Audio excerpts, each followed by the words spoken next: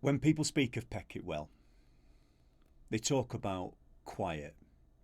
You know, it's the high moorland quiet, the kind that presses against your ears. It's a scatter of stone houses above Hebden Bridge, where the wind never quite stops moving, and the lanes remember older feet. In the early 19th century, this wasn't a village of postcards. It was a place of labour. Hand loom weaving, quarries built in the hillside, and families living closer to hunger. And in that pressure, work, drink, and suspicion, something broke. There's traces of a killing here, sparse and uncomfortable. It's a death that unsettled the village, spoken of in fragments rather than sentences. I mean, no single account agrees on every detail. Even the names don't always settle into one version. But what does remain consistent is the aftermath. It's a body found where it shouldn't have been, and a community that was forced into looking at itself. Not in accusation, but in consequence.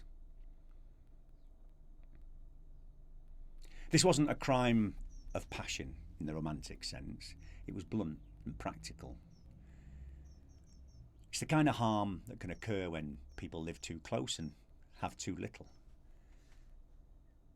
Afterwards, people knew more than they said. In villages like this, understanding doesn't arrive all at once. It settles quietly in the things that go unasked. Now, there's traces of the case in official record, but they don't resolve the story. They reduce what could have been recorded. Dates, charges, outcomes, names that don't always agree. But what they can't hold is what came later. Because Pecket Well didn't let the event settle. The village adjusted itself. Routes changed, timings changed, and women were advised, quietly, by other women, which paths were no longer worth taking. Not because anything was seen there, and not because of a figure in the dark, but because something had happened that no one had properly accounted for. You know, neighbours spoke later of footsteps on the lanes where no one walked, of doors unsettled at night, though the wind was calm. It's not a screaming ghost, not a figure in white. It's something quieter. It's a sense of presence, where the old ground dips near the old paths, as if the land itself was refusing to forget what it had been asked to carry. This was never a story about a spirit seeking revenge. It was about a death that didn't fit neatly into justice. A life ended and explained away too quickly. In places like Pecket Well, the past doesn't haunt.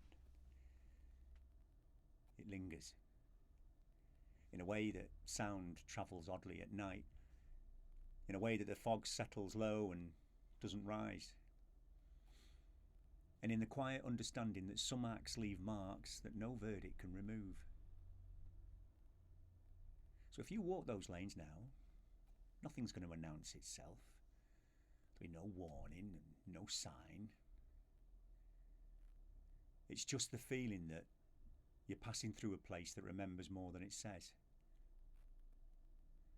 And that, in villages like this, is how stories take root.